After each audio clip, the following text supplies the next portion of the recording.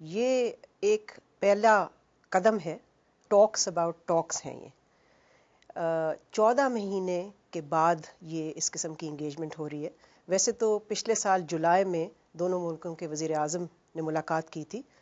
Egypt میں، side lines پہ ایک سمٹ ہو رہی تھی اس کی سائیڈ لائنز میں، لیکن یہ پہلے سٹینڈ الون ٹاکس ہیں، مانے کہ اس سے پہلے جو بات چیت ہوتی رہی ہے دونوں ملکوں کے درمیان وہ یوزلی سائیڈ لائنز پہ ہوتی رہی ہے، کسی ملٹی لیٹرل کانفرنس یا یو این جنرل اسمبلی کے سائیڈ لائنز پہ فارن منسٹرز ملے ہیں.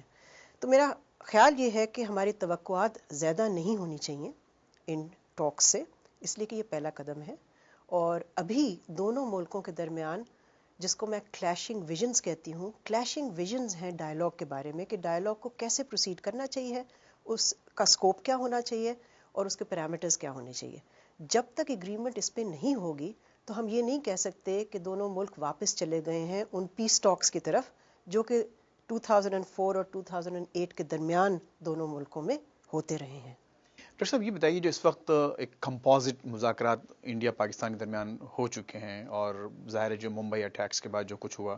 اس کے بعد ایک تعطل ہوا، اور اب آپ 18 مہینے کے بعد ایک آپ جو مزید مذاکرات اب دیکھ رہے ہیں، تو یہ جو چینج آف ہارٹ ہے on both parts India and Pakistan, تو اس میں آپ کو کیسے کیوں سمجھتے ہیں آپ کہ ایسا کیوں ہوا کہ ان کو کیا ضرورت پیش آئی دونوں ممالک کو، خصوصاً انڈیا کو، کہ وہ مذاکرات کی ٹیبل پر آئے؟ پہلے تو یہ کہ اسلام آباد کی طرف سے تو کوئی رکاوٹ نہیں تھی، بلکہ اسلام آباد تو جب سے ممبئی میں وہ ٹیررسٹ انسیڈنٹ ہوا تو اسلام آباد نے تو یہی کہا کہ مذاکرات کو معطل کرنے کا کوئی مقصد نہیں بنتا، جو کہ ہندوستان نے کیا، اس لیے کہ اس سے تو ٹیررسٹ کو ہی فائدہ ہوگا، دونوں ملکوں کو کوئی فائدہ نہیں ہوگا. تو ٹاکس جو بائے لیٹرل ٹاکس تھیں ان کو فریز کرنا تو ہندوستان کا کام تھا، پاکستان نے نہیں کیا تھا. ہندوستان کا جو نو ٹاکس پوسچر ہے اس میں تبدیلی کیوں آئی ہے، میں سمجھتی ہوں اس کے شاید 3 وجوہات ہو سکتے ہیں. اول تو یہ کہ بین الاقوامی پریشر، یعنی کہ امریکن پریشر، امریکہ چاہتا ہے کہ اس وقت فوکس افغانستان پہ ہو، انڈیا پاکستان ٹینشنز پہ نہ ہو، اور اس کے لیے مذاکرات ضروری ہیں کہ دونوں سائڈ جو ہیں وہ ڈپلومیٹک انگیجمنٹ جو ہے وہ پھر سے ریزیوم کریں. دوسری وجہ یہ ہو سکتی ہے کہ ہندوستان نے خود کیلکولیٹ کیا ہے کہ ان کا نو ٹاکس آپشن جو ہے، مانے کہ جو بات چیت بالکل بند کرنا، وہ ایگزاسٹ ہو چکا ہے آپشن، اس سے ہندوستان کو کوئی فائدہ نہیں ہو رہا بلکہ نقصان ہی ہو رہا ہے اب. اس لیے کہ نہ بات چیت کرنے کا مطلب یہ بھی ہے کہ جو ہندوستان چاہتا ہے کہ پاکستان رسپونڈ کرے، پاکستان کو کوئی انسینٹیو نہیں ہے رسپونڈ کرنے کے لیے، اس لیے کہ مذاکرات ہی نہیں ہو رہے ہیں. یہ جو اوور آل پوسچرنگ ہے مذاکرات کے حوالے سے، اس سے آپ کے خیال میں کیا سویلین حکومت کو پاکستان میں کچھ ایک بوسٹ مل سکتا ہے؟ میں سمجھتی ہوں کہ یہ تو پورے پاکستان کی بات ہے، صرف ایک ایلیمنٹ، سویلین ایلیمنٹ کی بات نہیں ہے، پورا پاکستان متحد ہے اس پوزیشن پہ کہ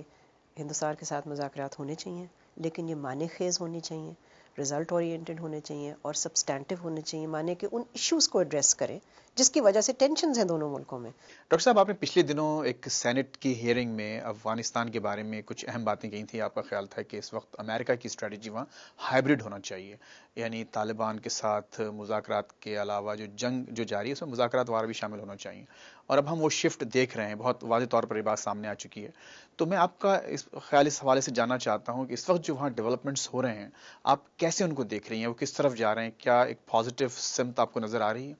پہلے تو میں یہ کہوں گی کہ اس جنگ کا حل سیاسی ہے. جب تک ایک سیاسی حل نہیں تلاش کیا جائے گا یہ جنگ ختم نہیں ہو سکتی، اور اس کے لیے ظاہر ہے مذاکرات کا ایک رول ہونا چاہیے. اور ہم نے یہ دیکھا حالیہ لندن کانفرنس جو افغانستان پہ ہوئی کہ صدر کارزائی افغانستان کے صدر نے یہی بات کی، انہوں نے ریکنسیلیشن کی بات کی اور کہا کہ میں ایک انیشیٹو لینے لگا ہوں جس سے کہ میں چاہوں گا کہ طالبان جو عناصر ہیں وہ بھی پولیٹیکل سیاسی پروسیس میں شامل ہوں. یہ میرا خیال ایک خوش آئند بات ہے، یہ ایک اچھا قدم ہے، لیکن میں سمجھتی ہوں کہ ابھی امریکہ کی انتظامیہ میں وہ کلیئرٹی نہیں ہے کہ آیا وہ صرف ری انٹیگریشن کی طرف جانا چاہتے ہیں جس کا مقصد ہے کہ جو طالبان کے فٹ سولجرز ہیں ان کو ایک پروسیس میں لانا، یا وہ ریکنسیلیشن کی طرف جاتے ہیں جو کہ صدر کارزائی چاہتے ہیں، جو کہ طالبان لیڈرشپ کے ساتھ مذاکرات پہ مبنی ہے. تو جب تک یہ کنفیوژن اس کو کہہ لیجئے یا پالیسی لیک آف کلیئرٹی کہہ لیجئے، اگر امریکن انتظامیہ اس کو کلیریفائی نہیں کرتی تو پھر میں سمجھتی ہوں کہ ابھی یہ ظاہر نہیں ہے کہ واقعی ہم اس کی طرف جا رہے ہیں۔ ڈاکٹر صاحب کیسے دیکھتے ہیں آپ آئندہ 2 سال 3 سال؟ ظاہر ہے کہ دیر از ڈیفینیٹ پالیسی شفٹ، اگر آپ کمپیئر کریں بش ایڈمنسٹریشن سے اوباما ایڈمنسٹریشن کا، تو ایک فرق سامنے آتا ہے، کچھ تیزی آئی ہے کچھ پالیسیز میں جو کہ پاکستان میں بہت غیر مقبول ہیں۔ آپ مزید 2 3 سال آپ کیسے دیکھتی ہیں پاکستان اور امریکہ کے تعلقات کس نہج پہ اس وقت جا رہے ہیں اور میرا کیا خیال ہے نتائج نکل سکتے ہیں؟ میرا خیال ہے سب سے بڑا سوال تو یہ ہے کہ آیا یہ ایک ٹیکٹیکل ریلیشن شپ ہے یا اسٹریٹجک ریلیشن شپ ہے؟ آیا یہ ریلیشن شپ صرف افغانستان کے حوالے سے ہے، اسی کانٹیکس میں ہے، اسی پہ مبنی ہے، یا اس کے علاوہ بھی کوئی ریلیشن شپ ہے؟ اور اس میں ظاہر ہے پاکستان کے لیے جو اہم ایشو ہے وہ ہندوستان کا ہے کہ آیا امریکہ پاکستان کے جو سیکیورٹی کنسرنز ہیں ہندوستان کے حوالے سے اور کشمیر پہ جو پاکستان کا موقف ہے، کس حد تک امریکہ پاکستان کے کنسرنز کو بھی رسپونڈ کرتا ہے؟ تو میں سمجھتی ہوں کہ جو باہمی تعلقات ہیں وہ چیلنج رہیں گے، اس میں چیلنجز آتے رہیں گے،